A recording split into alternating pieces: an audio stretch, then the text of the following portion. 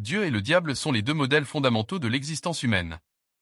Le chemin de la lumière, le bien, la vérité, la beauté, la vie, le paradis et le salut, et le chemin des ténèbres, le mal, la tromperie, la trahison, la négation de la vie, l'enfer et la damnation. La réalité du mal est une source de fascination profonde et étrange.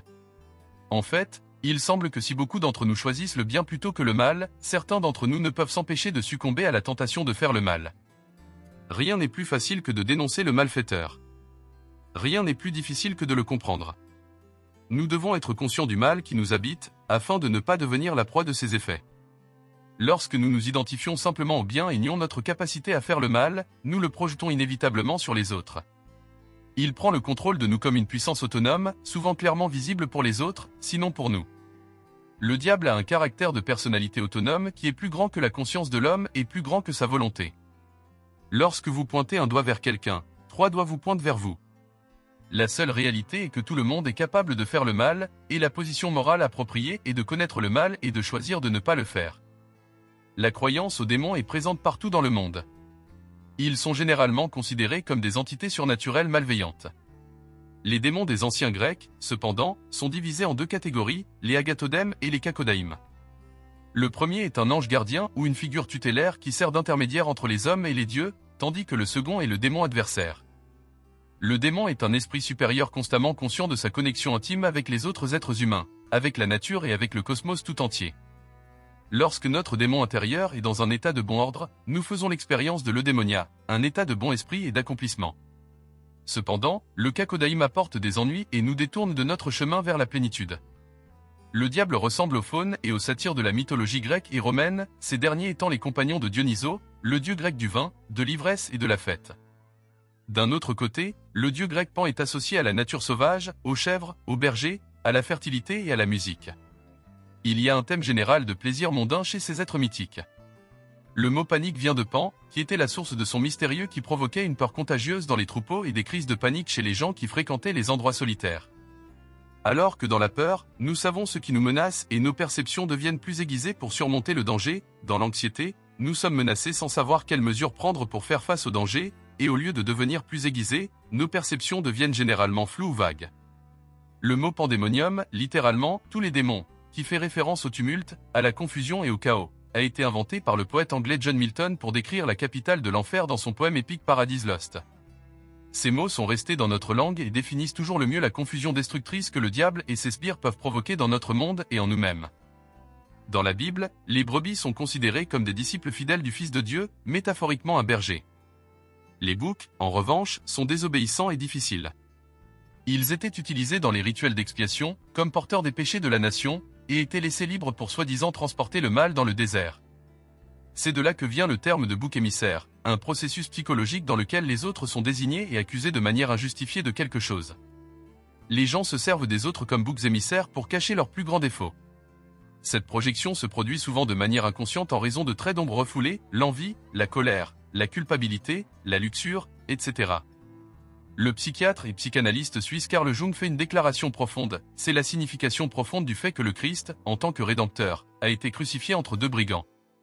Ces voleurs étaient à leur manière des rédempteurs de l'humanité, ils étaient des boucs émissaires. Dans la projection d'ombre, on est lié aux autres par la haine, les classes inférieures, les minorités raciales et nationales et les autres confessions sont susceptibles de devenir des cibles de contenu psychique refoulé. L'ombre est la partie inconnue de nous-mêmes, qui devient le côté obscur de notre personnalité lorsqu'elle est ignorée. Aucun d'entre nous ne se tient à l'écart de l'ombre collective de l'humanité. C'est un truisme de la vie que lorsque les aspects négatifs de nous-mêmes ne sont pas reconnus comme nous appartenant à l'intérieur, ils semblent agir contre nous à l'extérieur. Être accusé de quelque chose que vous n'avez pas fait est douloureux, et ce mensonge crée une blessure qui peut s'envenimer pendant des années. Quand nous faisons quelque chose d'inattendu, nous disons « Je ne sais pas ce que le diable m'a pris ». Le diable est un bouc émissaire utile. En revanche, dans la projection du Sauveur, on est attaché à l'autre personne non pas par haine, mais par adoration aveugle et dénuée de sens critique. Un tel dirigeant développe souvent un complexe divin. Les dirigeants peuvent se transformer en figures divines en raison de leur promesse de sauver la nation de la pauvreté, de la famine et de la misère. Ils sont les porteurs symboliques de l'inconscient de millions de personnes. Le diable porte de nombreux noms, Satan, Lucifer, la grande bête, Belzébuth, le prince des ténèbres. Il est l'adversaire, l'accusateur, le tentateur, le trompeur et celui qui sépare de Dieu. Le diable est incroyablement méchant et malfaisant, mais aussi intelligent et spirituel, il est le père de tous les escrocs, c'est ce qui le rend si dangereux. Le mot anglais devil vient du grec diabolo, celui qui divise. Diabolique est le terme utilisé en anglais contemporain. Le verbe grec diabolin signifie littéralement déchirer. L'antonyme du diabolique est le symbolique, qui vient de symbolin, rassembler, unir. Le psychologue existentialiste américain Rollo May écrit « Le symbolique est ce qui rassemble, lie, intègre l'individu en lui-même et avec son groupe, le diabolique, au contraire, est ce qui désintègre et déchire. » Lorsqu'une communauté se forme, elle peut être source d'amour fraternel, d'aimer son prochain comme soi-même. Le diable, lui, disperse et produit la discorde. La dispersion est le signe d'un pouvoir plus obscur, qu'il s'agisse de la division des communautés, des familles ou de la culture. D'où le slogan « Diviser pour mieux régner » où l'union fait la force, la division fait la chute. Rollo May identifie 3 caractéristiques du diabolique qui sont tout aussi pertinentes aujourd'hui, sinon plus, qu'elles ne l'étaient par le passé, l'amour de la nudité, la violence et la division. Alors qu'auparavant la nudité et les aspects du corps étaient privés et réservés à l'acte sacré de l'union sexuelle au sein du mariage, aujourd'hui les vêtements sont destinés à attirer l'attention sur les parties intimes du corps. La sexualisation générale de la culture est également liée à cet aspect, exacerbée par la facilité d'accès que la technologie offre au désir de luxure inassouvi. En termes de violence, le XXe siècle a été marqué par certains des événements les plus dévastateurs de l'histoire de l'humanité, et qui sait ce qui nous attend dans le futur. Enfin, le diable aime diviser. Ces divisions se produisent dans presque tous les aspects de notre vie, la race, le sexe, la religion, la politique et l'économie. Le démoniaque est une inversion de l'ordre. La croissance de la vision typiquement occidentale de l'exploitation, du matérialisme et de l'ego de l'homme comme étant au centre de la vie est un sous-produit du diabolique. L'homme s'est ainsi aliéné de lui-même. Peut-être plus pertinent à notre époque, le diable apparaît comme une réalité virtuelle promettant une utopie en dehors de l'existence physique, ou une intelligence artificielle qui a des connaissances bien supérieures à celles de l'humanité, conçue pour devenir le sauveur de l'humanité, et pourtant sans conscience, sans empathie. Cette division ne se produit pas seulement à l'extérieur, mais aussi à l'intérieur, sous forme de dédoublement de la personnalité. Lorsque Jésus s'adressa au démoniaque de Gérasa et lui demanda « Quel est ton nom ?» Il répondit « Mon nom est Légion, car nous sommes nombreux. » Une légion, c'était de 3 à 6 000 soldats. L'homme possédé, ayant été submergé par des forces inconscientes, n'a plus d'ego qui fonctionne comme un ancrage à la réalité, ce qui entraîne la schizophrénie. Le pacte avec le diable est un thème universel qui apparaît à maintes reprises dans les œuvres de la culture populaire. Parfois, le pacte se conclut à un carrefour, qui représente symboliquement la liminalité, un endroit, ni ici ni là-bas, où 2 mondes se touchent, le physique et le spirituel. Le pacte commence souvent par un mortel désirant un bien terrestre comme la jeunesse, l'amour, la connaissance, la richesse, la célébrité ou le pouvoir, mais en échange, il doit vendre son âme au diable. C'est ce que montre la légende allemande de Faust, basée sur la figure insaisissable de Johann Georg Faust, un alchimiste, astrologue et magicien allemand. Après que le diable lui ait offert ses pouvoirs magiques pendant un certain nombre d'années, le contrat prend fin et le diable l'emmène en enfer. Dans les premiers récits, le docteur Faust est irrévocablement damné parce qu'il préfère la connaissance humaine et le gain matériel à la connaissance divine ou spirituelle. C'est ce qu'on appelle le pacte faustien. Dans Faust de Goethe, l'une des plus grandes œuvres de la littérature allemande, Faust est un érudit qui devient déprimé en raison de l'inutilité du savoir humain et se tourne vers la magie pour découvrir la vérité ultime. Cependant, ses tentatives échouent. Frustré, il ne veut plus vivre. Dans son moment de désespoir, un chien apparaît, qui se transforme en serviteur du diable, Méphistophélès. Il dit à Faust qu'il deviendra son serviteur sur terre et lui montrera les plaisirs de la vie. Faust refuse d'abord. Méphistophélès fait alors un pari, s'il devait un jour vivre un moment de béatitude ultime sur terre et qu'il supplie que ce moment se prolonge, il mourrait instantanément et servirait le diable en enfer. Faust, qui croit qu'il ne peut pas perdre son pari, car il ne sera jamais satisfait et ne connaîtra donc jamais le grand moment, accepte le marché et un pacte de sang est conclu. Finalement, Faust connaît un moment de béatitude et meurt. Cependant, alors que Méphistophélès s'apprête à récupérer son âme, Faust est sauvé par la grâce de Dieu. Bien qu'il n'ait jamais été satisfait et qu'il meure avant d'avoir pu réaliser sa vision d'un royaume des cieux sur terre, Faust apprend à trouver le bonheur dans le progrès, et pas seulement dans l'accomplissement. Il ne céda jamais à la luxure ni à l'oisiveté, mais se concentra sur la justice, la prospérité, l'amour et l'amélioration de la vie de son peuple. Cet effort constant finit par sauver son âme. Il est intéressant de noter que cela n'aurait pas été possible sans les tentatives du diable pour que Faust vive une vie mauvaise et pécheresse. La persistance du diable a tenté Faust et son refus de céder à ses caprices lui permettent d'atteindre l'illumination spirituelle et le salut. Comme l'a écrit le poète autrichien Rilke dans une de ses lettres après avoir mis fin à sa psychothérapie, « Si mes démons me quittent, j'ai peur que mes anges ne s'enfuient aussi. » L'un ne va pas sans l'autre. Nous avons à la fois un ange, représentant la conscience, et un diable, représentant la tentation. Nos démons intérieurs ressemblent à notre ombre, qui maintient le contact avec les profondeurs perdues de l'âme, avec la vie et la vitalité, et fournit des indices pour la réalisation de soi. Comme le dit le dicton, l'homme qui ne projette pas d'ombre est le diable lui-même. Dans la nouvelle de 1814 de Peter Schlemihl, le protagoniste vend son ombre au diable en échange d'une bourse magique sans fond remplie d'or. Cependant, il découvre que sans son ombre, les autres le rejettent.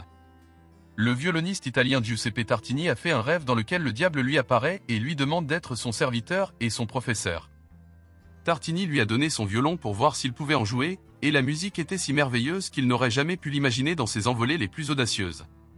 Il se sentit transporté, ravi, enchanté, le souffle lui manqua, et il s'éveilla.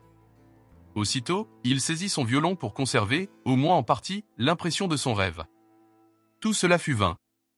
Bien qu'il ait dit que la musique qu'il a composée est en effet la meilleure qu'il ait jamais écrite, qu'il a appelée le tri du diable, elle était tellement inférieure à ce qu'il avait entendu, que s'il avait pu subsister par d'autres moyens, il aurait cassé son violon et abandonné la musique pour toujours.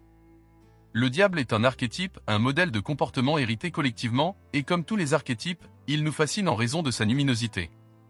S'identifier à un archétype peut conduire à notre destruction psychique, provoquant une inflation de l'ego, dans laquelle notre sens de l'identité est amplifié de manière excessive, créant des illusions et une mégalomanie, et un chemin autodestructeur global.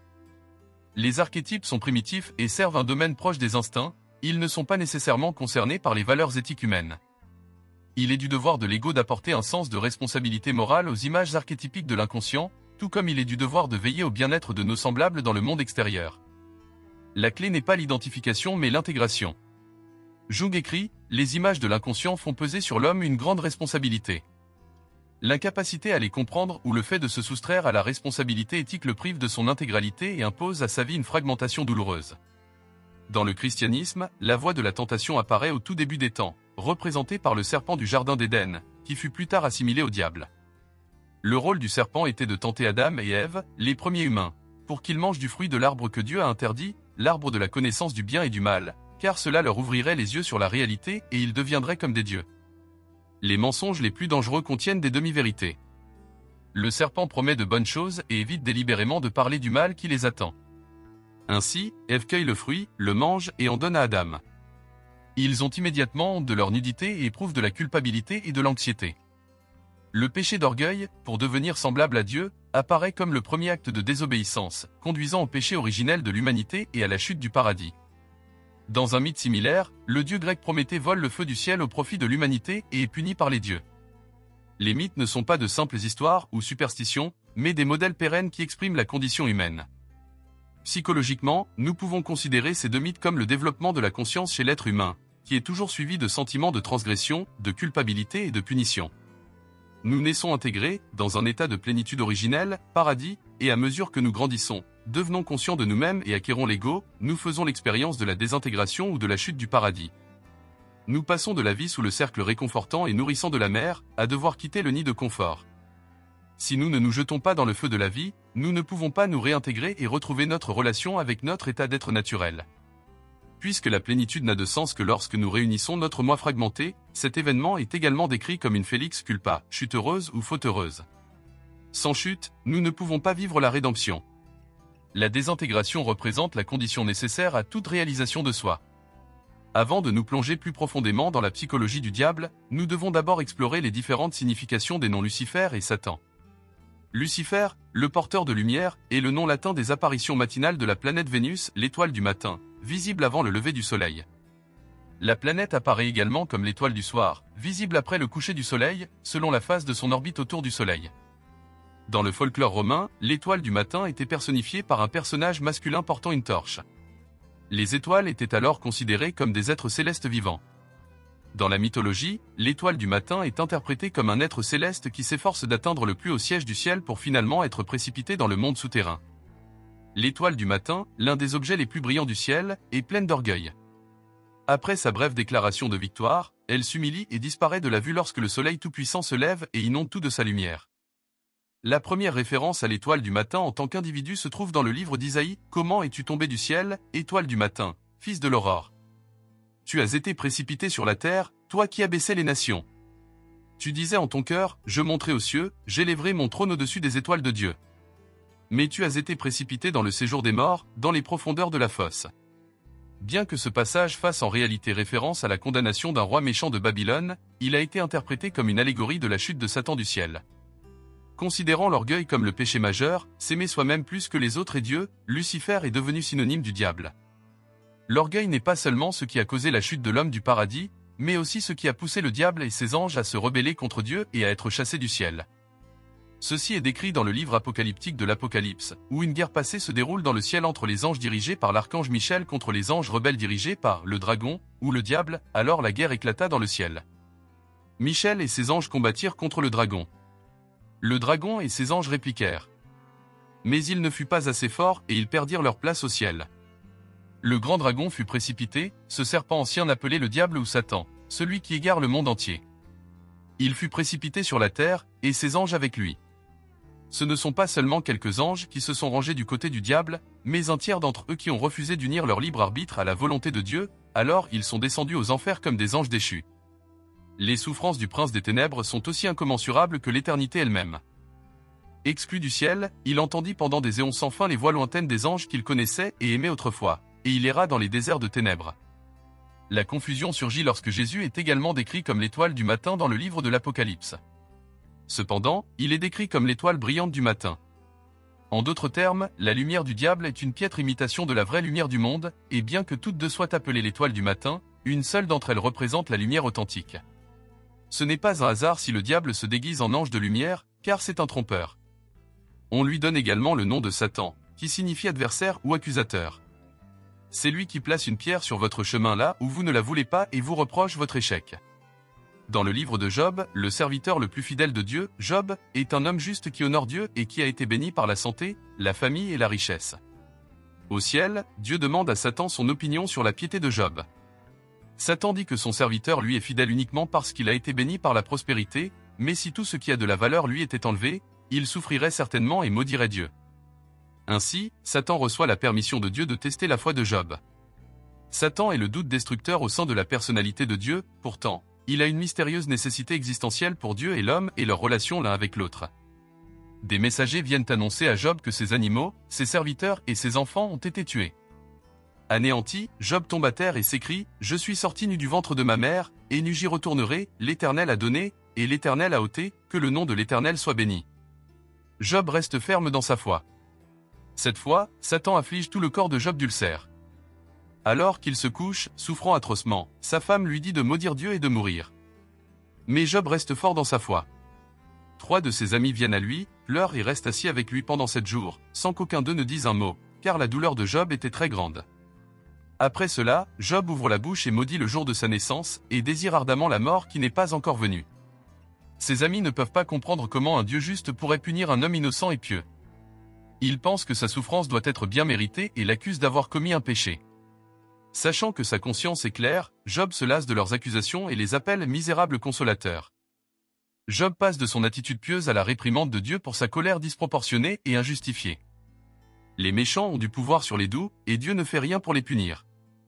Dieu répond aux cris de Job et apparaît dans un tourbillon. Il décrit la complexité du monde qu'il a créé. Rendre la justice dans un monde rempli de mal est une tâche complexe, et ce n'est pas tout noir ou tout blanc comme Job et ses amis semblent le penser. Tout comme il y a de l'ordre dans le monde, il y a aussi du chaos, comme on le voit dans les 2 créatures Bémoth et Léviathan que Dieu désigne. Nous vivons dans un monde qui n'est pas conçu pour empêcher la souffrance. Job fait confiance à la sagesse de Dieu malgré ses souffrances. Finalement, Dieu honore la lutte et l'honnêteté de Job, et sa famille et sa fortune sont restaurées. Il devient le serviteur fidèle par excellence de Dieu. Le livre de Job, comparé à l'histoire du paradis, représente une avancée significative dans la conscience de Dieu. Adam et Ève sont expulsés de la présence de Dieu comme si leur connaissance du bien et du mal était une offense au Créateur. Dans le livre de Job, on commence à comprendre que cette connaissance est fructueuse lorsque le libre arbitre est combiné à la sagesse infinie de la volonté divine de Dieu.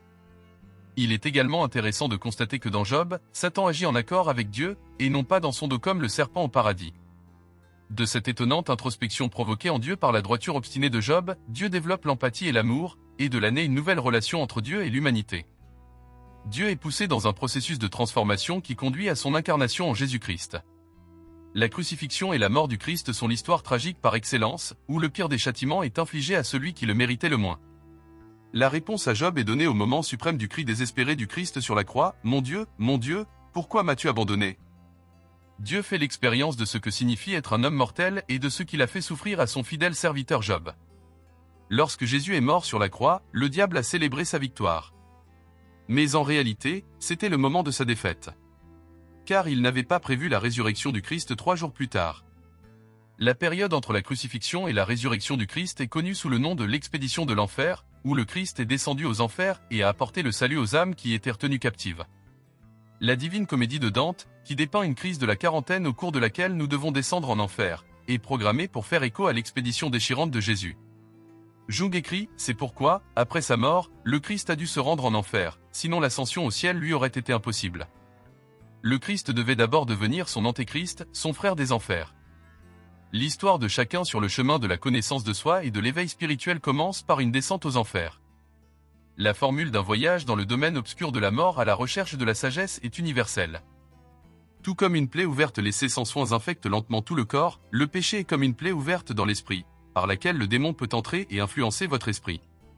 Lorsque quelqu'un dit à Dieu de sortir de sa vie, cela lui donne l'occasion parfaite d'inviter le diable, qui essaiera de consoler la personne et de se présenter comme son allié. Le satanisme est le mal déguisé en bien. Le démon est caché dans le secret. Dieu nous dit de faire attention à ne pas nous engager sur le chemin de la destruction, et il se tient devant nous pour nous barrer la route. Il semble qu'il ne soit pas de notre côté, car nous ne sommes pas libres et ne pouvons pas faire ce que nous voulons. Le diable, lui, semble être de notre côté et nous murmure à l'oreille, « Fais ce qui te rend heureux, la vie est trop courte, les temps ont changé, nous vivons dans un nouveau monde avec de nouvelles règles, tout le monde le fait, pourquoi pas toi, tu n'obéis à personne et tu es ton propre Dieu. » C'est ainsi que parle le diable et lorsque nous faisons l'expérience de l'inflation de l'ego, il sourit car ce n'est qu'une question de temps avant que nous rejoignions son royaume des ténèbres. L'orgueil précède la chute. Satan se croit égal à Dieu. La réalité tourne autour de lui et ce sont ses visions qui comptent avant tout, ce qui le conduit à se rebeller contre tous ceux qui ne sont pas d'accord. L'orgueil est à l'origine de tous les maux. Avant que nous péchions, Dieu semble être l'accusateur et le diable notre défenseur. Cependant, après que nous avons péché, les rôles s'inversent, Dieu devient le défenseur et le diable l'accusateur. Dieu n'est pas un tyran qui dit « fais ceci ou tu seras puni », mais plutôt « fais cela parce que cela te fera du bien ». Le diabolique peut être indirectement invité par les actions d'une personne, des actions qui conduisent à une sensibilité accrue à l'influence démoniaque. Cela est particulièrement terrifiant lorsqu'on n'en a pas conscience. Plus rarement, les gens se soumettent volontairement au diable, comme c'est le cas dans les sectes ou les pactes avec le diable. Tous les types de péchés sont acceptés et acceptés, ce qui conduit au mépris des autres et du monde. Bien qu'il existe des cas d'activités démoniaques extraordinaires qui peuvent se produire de manière très directe et effrayante, comme l'infestation démoniaque, la présence du mal dans un lieu, un animal ou un objet, la vexation démoniaque, attaque physique par un démon, et la possession démoniaque, lorsque le démon prend le contrôle total du corps d'une personne, nous nous concentrerons sur les activités psychologiques du démon. La frontière entre comportement démoniaque et problème de santé mentale est floue, et nous n'avons rien à perdre à consulter à la fois un psychologue et un prêtre, car ils sont complémentaires pour guérir notre âme et renforcer notre esprit. La tentation est l'activité ordinaire du diable. C'est une réalité pour nous tous les jours. La porte qui mène à la destruction est large et beaucoup y entrent. Mais la porte de la paix est étroite et nul ne peut y entrer sans l'affliction de l'âme. Le diable cherche des fissures dans elle, armure spirituelle, de quelqu'un pour essayer d'y pénétrer, dont la force dépend de ce qu'Aristote appelait le juste milieu, le point entre une déficience et un excès d'un trait de caractère, comme la confiance en soi, entre l'autodérision et la vanité. La tentation commence par la tromperie, en croyant au mensonge du diable, qui promet le bien, mais ne fait que produire le mal. Le but est de créer une division ou un conflit intérieur en nous-mêmes, paralysant notre capacité à choisir et nous faisant sombrer dans une spirale descendante. Dans le désespoir, nous cherchons un substitut dans la vie et nous nous engourdissons dans le plaisir ou la diversion, ce qui peut conduire à la dépendance. L'enfer est cet état d'esprit qui s'abandonne si complètement à un péché donné qu'il ne peut agir indépendamment de ce péché. À titre d'illustration, notez la différence entre la personne qui boit, qui choisit même de s'enivrer de temps en temps, et l'alcoolique qui a perdu le pouvoir de choisir, qui ne peut décider de ne pas boire et qui ne peut décider de faire autre chose que de boire. Ce qui commence comme quelque chose de petit dont on pensait avoir le contrôle, devient un problème qui prend le contrôle total de la vie. Lorsque l'on est pris au piège de cet état, cela conduit à un comportement obsessionnel, à des pensées irrationnelles, à la rumination et à l'autoculpabilité. On tombe dans le cercle vicieux du vice. Ce qui était considéré comme la source de notre liberté devient notre prison. Le diable nous dit que la fête est finie et que nous devons maintenant subir les conséquences de nos actes. Il nous remplit de désespoir. Cela crée souvent une oppression, une influence négative sur nos proches et nos amis, ce qui conduit à une aliénation et un découragement accru. Lorsque l'on perd tout ce qui avait de la valeur dans sa vie, cela conduit à une perte de tout sens, de direction ou de but dans la vie. C'est insupportable et les gens perdent tout désir de vivre. Je n'existe pas, les pensées que tu as ne sont que toi, dit le diable. Parfois, tout ce dont nous avons besoin, c'est d'un coup de main qui nous tire des sables mouvants. Le diable nous tente dans ce qu'il pense être des points faibles de notre vie, et même s'il ne peut pas lire nos pensées comme un Dieu tout-puissant, il est un excellent observateur. Par conséquent, si vous voulez déjouer le diable, il est extrêmement important de ne pas le prévenir à l'avance. Dans les contes de fées, c'est souvent le fou qui déjoue le diable, généralement sans le vouloir, car il possède une pureté de cœur qui ne peut être corrompue. Lorsque le diable identifie nos faiblesses, nous pouvons également en tirer profit, car nous savons sur quoi nous concentrer. Pour Jung, le diable peut être représenté sous la forme d'une névrose. Il écrit « Le diable décrit le côté grotesque et sinistre de l'inconscient, car nous ne l'avons jamais vraiment appréhendé et, par conséquent, il est resté dans son état sauvage originel. Il est probable que personne n'oserait encore prétendre aujourd'hui que l'Européen est une créature semblable à un agneau et non possédée par le diable. Les effroyables faits de notre époque sont évidents pour tous et ils surpassent en horreur tout ce que n'importe quelle époque précédente, avec ses faibles instruments, aurait pu espérer accomplir. Le diable est l'aspect diabolique de toute fonction psychique qui s'est détaché de la hiérarchie de la psyché totale et jouit désormais d'une indépendance et d'un pouvoir absolu. Ainsi, nos démons intérieurs peuvent être assimilés à l'ombre autonome. Ce rejet de l'ombre se produit dans l'enfance, où nos instincts animaux sont généralement punis par les institutions sociales et les normes conventionnelles de comportement, le surmoi. En grandissant, nous réprimons une grande partie de ce que nous faisons ou pensons, car cela est jugé inacceptable. Cela conduit au refoulement, nos traits inacceptables retournent dans la couche inconsciente de la personnalité, où ils demeurent comme une ombre. Lorsqu'ils franchissent occasionnellement la barrière du refoulement, l'ombre se manifeste de manière pathologique. En niant notre côté obscur, nous négligeons la moitié de notre existence en tant qu'être humain. Dans la mythologie, l'ombre apparaît personnifiée dans une figure du même sexe, comme notre frère obscur, qui accompagne et s'accroche à son homologue lumineux Caïn et Abel, Seth et Osiris, Méphisto et Faust, MRI des Dr Jekyll. L'analyste jungien Eric Neumann écrit « En acceptant le mal, l'homme moderne accepte le monde et lui-même dans la dangereuse double nature qui leur appartient à tous deux. » Cette auto-affirmation doit être comprise au sens le plus profond comme une affirmation de notre totalité humaine, qui embrasse l'inconscient aussi bien que le conscient et dont le centre n'est pas l'ego, qui n'est que le centre de la conscience, ni encore le soi-disant surmoi, mais le soi. Dans le tarot, le diable est l'une des 22 cartes des arcanes majeures et possède un symbolisme différent de celui de la vision chrétienne du diable comme étant un mal absolu. L'imagerie est dérivée en partie de la célèbre illustration d'Eliphas Lévi représentant Baphomet, censé être vénéré par les Templiers. Il s'agit d'une figure hermaphrodite qui possède également des cornes de chèvre, des ailes de chauve-souris et des serres d'oiseaux prédateurs. 2 doigts de la main droite pointent vers le haut et 2 de la main gauche vers le bas, symbolisant la maximale chimique comme en haut, ainsi en bas. Ses bras portent les mots latins solve et coagula, séparer et réunir. Jung écrit, une telle tentative d'union des contraires apparaît à la mentalité chrétienne comme quelque chose de diabolique, quelque chose de maléfique qui n'est pas permis, quelque chose qui appartient à la magie noire. Dans la psychologie jungienne, le rôle joué par le diable renvoie à l'image unilatérale de Dieu que l'Occident se fait. En Occident, le comportement paradoxal et l'ambivalence morale des dieux de l'Antiquité classique n'étaient pas tolérés. Dans le judaïsme classique, Yahweh possède à la fois la lumière et les ténèbres. Le bien et le mal ne sont pas séparés l'un de l'autre mais sont des aspects interdépendants de sa luminosité. Je forme la lumière et je crée les ténèbres, je fais la paix et je crée le mal, moi, l'Éternel, je fais toutes ces choses. Plus tard, Yahweh, moralement ambigu, est devenu un Dieu entièrement bon, sans aucune particule de mal dans sa nature. Le christianisme a amputé la main gauche de Dieu, reléguant Satan dans les régions inférieures, laissant ainsi régner en maître dans le ciel un Dieu tout bienfaisant. Tout change avec l'incarnation du Christ, Dieu cesse d'être ambigu et se manifeste désormais sous la forme d'un homme conscient qui doit donc distinguer le bien du mal. Le Christ a voulu transformer Yahweh en un Dieu moral de bonté, mais ce faisant, il a déchiré les contraires qui étaient unis en lui. Ainsi, la première chose que fit le Christ fut de se séparer de son ombre et de l'appeler diable. Le diable devint psychologiquement inévitable dans la mesure où il personnifiait le côté obscur du Christ. Contrairement au Christ, le diable fut créé et non engendré. Cependant, bien que le Christ soit l'incarnation du bien, il reste des traces de son ambivalence morale originelle, comme il le dit, « Je n'apporte pas la paix, mais l'épée ». En fait, l'Apocalypse a peut-être été écrite pour contraster avec l'évangile d'amour du Christ. Le diable peut être considéré comme l'insatisfaction de Dieu envers lui-même, une projection de son propre doute agissant comme un rappel constant du défaut de la création, et donc un besoin constant de réalisation consciente et donc d'une plus grande plénitude. Il faut cependant se garder d'anthropomorphiser Dieu en tant qu'être, car il est l'être même. Le diable est une figure nécessaire dans la vie, non seulement parce qu'il nous permet de distinguer le bien du mal, le paradis de l'enfer, la vertu du péché, mais aussi parce qu'il rend possible l'action et la liberté humaine. Si Dieu n'avait pas permis au diable la liberté de se rebeller, il n'y aurait pas de conscience de l'ego, pas de civilisation et pas de possibilité de transcender l'ego par la réalisation de soi. Les humains n'auraient été que des machines et tout serait resté un pour toujours. La raison de l'absence d'ombre est la doctrine du summum bonum, le bien suprême. Pour le chrétien, ni Dieu ni le Christ ne peuvent être un paradoxe, tous deux doivent avoir une seule signification. Dieu crée l'homme à son image, ainsi, l'homme doit être fondamentalement bon, mais par son libre arbitre, il peut choisir autrement.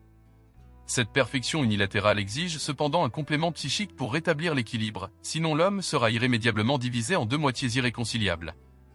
Le concept de privatio boni, l'absence de bien, stipule que le mal n'est que l'absence ou le manque de bien, et que par conséquent tout ce qui existe est bon. Cette idée tourmentait Jung et devint le centre d'une grande partie de sa correspondance avec divers ecclésiastiques chrétiens, notamment avec le père Victor White. Pour Jung, le bien et le mal sont engagés dans un éternel duel pour la suprématie. Ainsi, si l'on croit en un seul Dieu, il doit contenir les deux en lui. White ne pouvait accepter cela et déclara « Dieu est lumière, en lui il n'y a pas de ténèbres ». Ce conflit a conduit Jung à écrire Réponse à Job, qu'il a qualifié de pur poison, en raison de son caractère controversé. Dans cet ouvrage, il explore le côté obscur de Dieu, Satan, qui doit devenir l'antéchrist, comme une compensation nécessaire au côté lumineux de Dieu incarné dans le Christ. C'est le Deus absconditus, le Dieu caché qui se cache dans les ténèbres de notre inconscient occidental. L'intermédiaire entre le Christ et l'antéchrist en tant que force motrice est le Saint-Esprit, un processus dont l'équivalent psychologique est l'individualisation de l'humanité, le cheminement vers le soi, qui constitue notre vraie nature et la plénitude de notre personnalité. Le côté obscur est le quatrième élément manquant de la Trinité, Dieu le Père, Dieu le Fils et Dieu le Saint-Esprit. Le symbolisme trinitaire manque du féminin, du matériel et donc de la substance sombre de la chair et du diable. Jung croyait que la Trinité devait être remplacée par une quaternité, un symbole courant du soi. Dans l'Apocalypse, le diable est enfermé dans un trou sans fond pendant 1000 ans. Après cela, il doit être libre pendant un certain temps. Comme il est écrit, quand les 1000 ans seront terminés, Satan sera libre de sortir de sa prison. Il sortira et trompera les nations qui sont sur toute la terre. On peut trouver un parallèle dans la mythologie nordique, avec le dieu farceur Loki, finalement puni et lié par les dieux. Un serpent est suspendu au-dessus de Loki et lui déverse du venin, ce qui le fait se tordre de douleur, faisant trembler le monde entier et provoquant les tremblements de terre qui précédèrent le Ragnarok, la fin du monde et la destruction des dieux. Mais pourquoi faut-il libérer la figure du diable ? Jung écrit, la venue de l'Antéchrist n'est pas seulement une prédiction prophétique, c'est une loi psychologique invariable dont l'existence, lui a apporté à Jean, auteur de l'Apocalypse, une connaissance certaine de l'énantiodromie imminente. Si une paire est unilatérale, il est probable qu'elle se transforme ou bascule vers l'autre. C'est la loi psychologique fondamentale de l'énantiodromie, une course vers l'opposé, que Jung a découverte chez Héraclite. La vie elle-même est une lutte d'opposés, la naissance et la mort, la santé et la maladie, le bien et le mal. De même, notre attitude consciente est contrebalancée par son contraire inconscient, dans une tentative de restaurer la totalité psychique. Lorsque l'esprit conscient a rompu son unité avec l'inconscient, l'énantiodromie se produit. La polarité et l'opposition sont des lois universelles, et aucune croissance ni aucun développement de la personnalité humaine ne sont possibles sans en tenir compte. Comme l'écrit William Blake, sans contraire, il n'y a pas de progression. L'attraction et la répulsion, la raison et l'énergie, l'amour et la haine sont nécessaires à l'expérience humaine. De ces contraires naissent ce que les religieux appellent le bien et le mal. On ne peut maîtriser cette polarité qu'en s'en libérant en contemplant les deux, et ainsi atteindre une position médiane. Être à la frontière entre le yin et le yang. Seulement là on n'est plus à la merci des contraires. Et pour cela, il faut être conscient de la dualité de sa nature. Tout ce qui conduit à la plénitude est bon, tout ce qui conduit à la division est mauvais. L'intégration est bonne, la désintégration est mauvaise. Parfois, les personnes les plus saintes commettent les actes les plus odieux parce qu'elles se sont éloignées du mal nécessaire. La persécution des incroyants et des hérétiques, les bûchers, les tortures, les croisades sont tous en partie le résultat d'une attitude consciente unilatérale de pureté et de bonté, qui provoque une projection d'ombre. Jung écrit à propos du rôle compensatoire de la psyché chez Jean, l'auteur de l'Apocalypse, qui s'efforçait de mener une vie pure, sainte et sainte. La révélation a été vécue par un chrétien primitif qui, en tant que lumière dirigeante de la communauté, devait vraisemblablement vivre une vie exemplaire et démontrer à son troupeau les vertus chrétiennes de la vraie foi, de l'humilité, de la patience, de la dévotion, de l'amour désintéressé et du refus de tous les désirs mondains. À la longue, cela peut devenir trop, même pour les plus religieux. J'ai vu beaucoup de rêves compensatoires de chrétiens croyants, mais je n'ai rien vu qui ressemble de près ou de loin à l'impact brutal avec lequel les contraires se heurtent dans les visions de Jean, sauf dans le cas de psychose grave. Cependant, Jean ne nous donne aucune base pour un tel diagnostic. Comme Job, il a vu le côté féroce et terrible de Yahweh. C'est pourquoi il a senti que son évangile d'amour était unilatéral, et il l'a complété par son évangile de crainte. Dieu a un double aspect terrible, une mer de grâce rencontre un lac de feu bouillonnant. C'est l'évangile éternel, par opposition à l'évangile temporel, on peut aimer Dieu, mais il faut le craindre. Nous devons nous garder de considérer le bien et le mal comme des opposés absolus. Ils sont les deux moitiés d'un tout paradoxal. Lorsque nous en prenons conscience, nous pouvons transformer le conflit intérieur en paix intérieure. Nous faisons l'expérience de la réalité telle qu'elle est et nous nous permettons d'être unis à notre soi tout entier. Cependant, la réalisation complète de notre potentiel est un idéal inaccessible et n'est que rarement, voire jamais, atteint par quiconque, sauf par un Christ ou un Bouddha, qui sont des incarnations du soi. Mais les idéaux ne sont que des panneaux indicateurs, jamais un but. Il n'y a pas de plénitude psychique sans imperfection. Seuls les dieux créent quelque chose de parfait. Il est bien mieux de savoir que l'on n'est pas parfait, alors on peut se sentir vraiment chez soi. Cependant, l'image de la perfection est tellement ancrée dans notre culture que nous nous sentons coupables lorsque nous n'y parvenons pas. Par définition, nous sommes tous pécheurs. Comme Faust, nous devons apprendre à trouver le bonheur dans le progrès, et apprendre à vivre avec le péché, et non dans le péché, en faisant de notre mieux pour vivre une vie vertueuse. Comme nous l'avons vu, le diable joue un rôle crucial dans ce processus. Il n'est pas une simple figure abstraite, mais représente un phénomène psychologique réel et grave, dont les tentations peuvent conduire à l'absurdité ou agir comme cette force effrayante qui nous pousse vers l'individualisation. Sans Satan, la volonté opposée à Dieu, il n'y aurait pas eu de création ni d'œuvre de salut. Il ne faut cependant pas donner au diable plus de crédit qu'il ne le mérite. Le plus grand tour qu'il ait jamais joué a été de convaincre le monde qu'il n'existait pas. Le deuxième plus grand tour qu'il ait jamais joué a été de convaincre le monde qu'il était le bon gars.